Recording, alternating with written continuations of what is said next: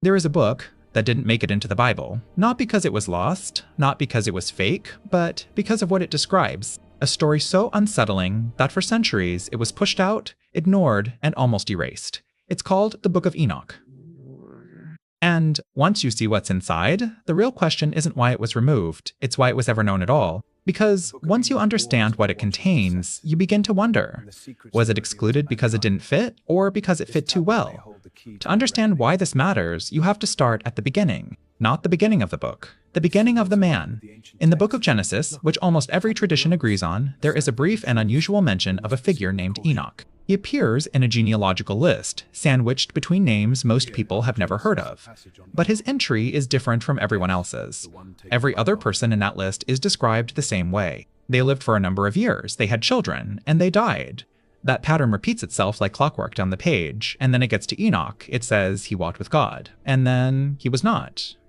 Because God took him, that's it. No death, no burial, no tomb. He simply stopped being here. In a list full of death, Enoch is the one person who doesn't die. He is taken, translated, some traditions say, lifted out of ordinary human existence and brought somewhere else. That single anomaly, those few verses buried in a genealogy, became the seed of something enormous. Because if God took Enoch somewhere, what did Enoch see? What did he learn? What did he bring back with him? The answer, according to the ancient world, was written down. And that writing became one of the most influential, most controversial, and most deliberately obscured texts in the history of religion. The Book of Enoch, or at least the oldest portion of it, is believed by most scholars to have been written sometime between the 3rd and 1st century before the Common Era. That makes parts of it older than the Book of Revelation, older than the letters of Paul, possibly older than some of the books that did make it into the Bible. And here is the thing that many people don't realize. This was not some fringe underground text.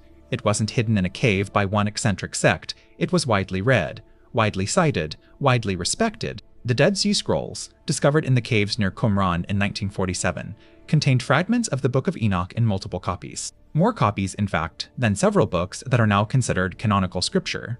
That tells you something about how seriously the communities of that era took it. The New Testament itself appears to reference it. The letter of Jude, which is in the Bible right now, directly quotes the Book of Enoch. Not paraphrases it, quotes it, calls Enoch a prophet and presents his words as authoritative. Early church fathers, men whose writings shaped the foundation of Christian theology, cited the Book of Enoch with respect. Tertullian, one of the most important early Christian writers, argued that it should be considered scripture. Origen knew it. Clement of Alexandria referenced it. So something happened, something shifted. A text that was quoted by the New Testament, studied by early believers, preserved in multiple copies by devout communities, was quietly removed from the collection that the church would eventually present to the world as complete. And here is where things get strange, because what the Book of Enoch actually describes is not what most people expect. You might assume that a text considered too controversial for the Bible would be some kind of theological rebellion, an alternate view of God, a challenge to the creation story, something philosophical and abstract. It is none of those things. The Book of Enoch tells a story, and the story begins with something the Bible only hints at in a single, deeply ambiguous passage. In Genesis chapter 6, just before the account of Noah and the flood, there are a few verses that have confused and unsettled readers for thousands of years. The text describes beings called the sons of God. It says they saw that the daughters of men were beautiful, and they took them as wives. The children born from those unions were described as giants, the Nephilim, men of renown, and then God looks at the earth, decides it has become corrupt and violent, and resolves to destroy it with a flood. Most readers skim past those verses because they don't quite know what to do with them. They don't fit neatly into the theological framework most people carry, so they get glossed over, filed away as metaphor or mystery, and forgotten. The Book of Enoch doesn't gloss over them. It expands them into an entire narrative, and what it describes is unexpected. According to the Book of Enoch, there was a group of celestial beings, called Watchers in the text, who were assigned to observe over humanity. They were not demons in the traditional sense. They were not fallen in the way we typically imagine. They were guardians, observers, something with a defined purpose and a place in the order of things. And they made a choice. The text describes how 200 of these beings looked down at human women and were consumed by desire. Their leader, a figure named Shem-Yaza, gathered them together, and they made a pact, a collective oath. They swore to one another that they would descend to earth, together, bound by a mutual vow so that no single one of them could be blamed for breaking ranks alone. They descended on a mountain called Ardus, and everything that followed came from that single act of collective perfection. But something doesn't add up when you read only that part of the story. Because the chaos that the Book of Enoch describes doesn't come only from desire or from the children these beings fathered. It comes from knowledge. One of the Watchers, a figure named Azazel, is described in the text as teaching humanity things they were not meant to know. He taught men to make weapons of war, swords, knives, shields. He taught women about cosmetics and ornamentation and the dyeing of cloth. He revealed the secrets of metals and how to work them. Other Watchers followed. The text lists them by name and by specialty. One taught sorcery. Another taught the movement of celestial bodies. Another taught the signs of the earth and the weather. Another taught the reading of omens. Taken individually, none of those things sounds catastrophic. Learning about astronomy, understanding how metals work, these are things we celebrate as the birth of civilization, but the Book of Enoch presents them as a corruption, as knowledge that humanity was not yet meant to have, and the result, according to the text, was violence on a scale that could not be undone. The earth was filled with it, and the cry of suffering rose up to heaven like smoke. This is where the story takes a turn that most people find genuinely unsettling, because the text doesn't leave the angels as distant figures who scattered into history. It describes them being bound, imprisoned, sentenced to witness the destruction of everything they had set in motion, and then to face a final judgment. And Enoch, the man who was taken by God, who walked between the human and the divine, is the one sent to deliver that sentence. Enoch is given a vision. He is taken on a journey through realms that the text describes in extraordinary detail. He sees the place where the imprisoned Watchers are held. He sees the corners of the earth and the foundations of heaven. He sees a great fire and a darkness that has no floor. He sees mountains of crystal and rivers of fire and gates through which the stars pass on their appointed paths. And then he sees the throne. The description of the divine throne in the Book of Enoch is one of the most powerful pieces of apocalyptic writing in the ancient world. The text describes a house of crystal, an inner chamber of tongues of fire, a figure seated upon a throne from which rivers of light pour out in every direction. Enoch falls on his face and trembles so violently that he is unable to move or speak. Some interpretations suggest that this vision directly influenced later Jewish mysticism, the tradition called Merkaba, throne mysticism, which became one of the most secretive and guarded streams of Jewish spiritual practice for centuries, bears striking resemblances to what Enoch describes. You were not supposed to approach these ideas casually. You were not supposed to study them until you were considered ready. And maybe that's the point. Maybe the Book of Enoch was always considered too intense. Not wrong, exactly. Just too much. But some believe the problem ran deeper than intensity. The story of the Watchers creates a specific kind of theological difficulty. It suggests that the corruption of the ancient world, the violence, the suffering, the catastrophe that required a global flood to reset, was not primarily humanity's fault. It was the fault of divine beings who broke their vows. Beings with power and knowledge and celestial responsibility who chose to abandon their post. That raises a question that makes certain institutions deeply uncomfortable. If those beings had that level of freedom to cause that level of damage, what does that say about the structure of things? What does it say about protection, about justice? Some argue that this is precisely why the text was marginalized, not because it was false, but because it complicated something that religious authorities found easier to manage when kept simple. Responsibility, human sinfulness, the need for a savior from that sinfulness. The Book of Enoch, if taken seriously, muddies those theological waters considerably. Others argue that the issue was entirely different. They point out that apocalyptic literature was becoming a problem for the early church. There was an explosion of texts in the 1st and 2nd century. Texts claiming visions, claiming hidden knowledge, claiming to reveal the structure of heavenly realms. The church needed to draw a line somewhere. The canon needed to be fixed. And a text as wild and visionary as the Book of Enoch simply didn't survive the cut. Still others suggest the exclusion had nothing to do with theology at all, that it was political, that certain communities whose identity was wrapped up in the Book of Enoch were communities the emerging Orthodox Church was trying to distance itself from, that to include their text would be to validate their interpretation. None of these explanations are mutually exclusive. It's entirely possible that all of them contributed in different proportions to the same outcome. But here is the part that raises a question that has no clean answer. If the Book of Enoch was widely known, if it was quoted in the New Testament itself, if the early church fathers respected it and some argued it should be included, then the people who assembled the Bible knew about it. They didn't overlook it, they didn't discover it too late, they made a choice. There is one part of the Book of Enoch that tends to linger in the minds of people who read it.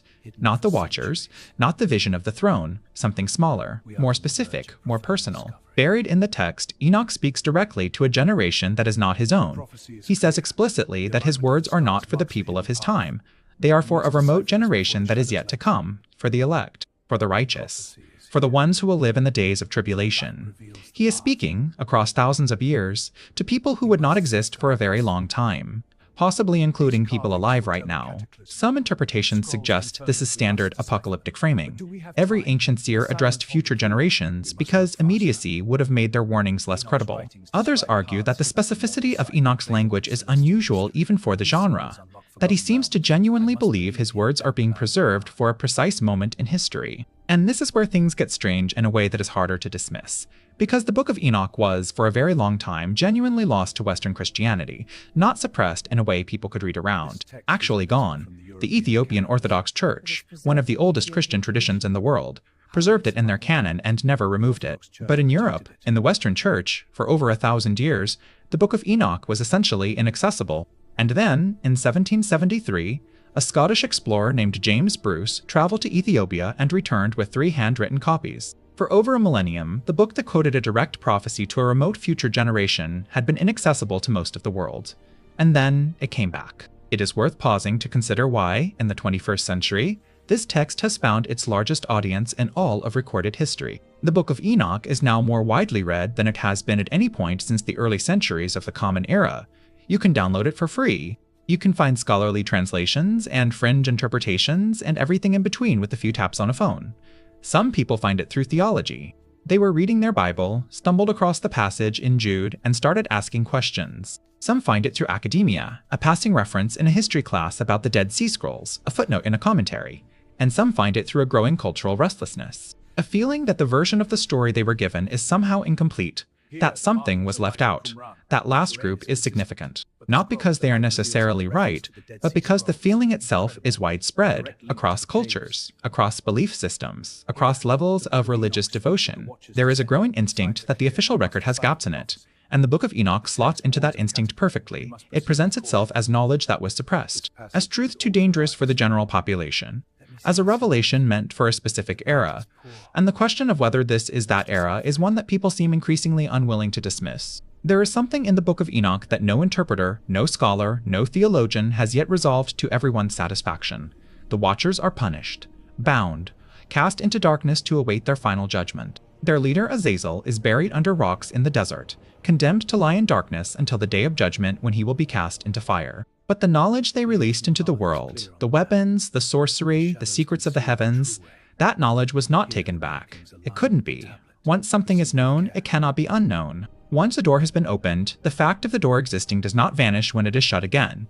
The text seems to understand this. It grieves it in places, but it does not pretend the knowledge went away. And if that is true, if the knowledge given to humanity by the Watchers is still here, embedded in civilization, diffused through all of human history, then the question becomes not whether that knowledge exists, but whether we know what we are doing with it. Weapons of war, the ability to transform raw material into tools and shields and instruments of death, the reading of the stars, the manipulation of natural forces, the understanding of cosmic patterns. These are not ancient things. They are the foundations of the modern world. Some interpretations suggest that the entire project of human civilization, the part that has always ended in catastrophe, in empire, in destruction, in floods of blood if not of water, is the inheritance of a mistake made before recorded history, not humanity's mistake, but one that humanity has been living inside of ever since. That is an unsettling idea, because it means that the restlessness, the violence, the sense that something is fundamentally wrong beneath the surface of things, that might not be a flaw in human nature, it might be a wound. The Book of Enoch ends, as apocalyptic texts often do, with a vision of restoration, of renewal, of a world remade and a judgment completed and a silence that is finally, after everything, peaceful. But it doesn't arrive there quickly, and it doesn't arrive there easily. The text spends a very long time in the darkness before it approaches anything like light. Maybe that's why it was considered too dangerous. Not because it denies the restoration, but because it insists on walking through everything that came before it. The full account, the unedited version, the story with the uncomfortable chapters left in. There is an old idea, found in many traditions, that certain knowledge changes the person who receives it, that you cannot encounter certain truths and remain the same, that the act of knowing something is itself a kind of crossing over, and that crossing cannot be reversed. The people who assembled the Bible knew the Book of Enoch existed. They knew what it said. They made a decision about whether the world was ready for it. It's possible they were right. It's possible they were wrong. And it's possible, and this is the thought that tends to stay with you long after you've put the text down, that we are the remote generation Enoch was writing to, that the moment his words were meant for has finally arrived.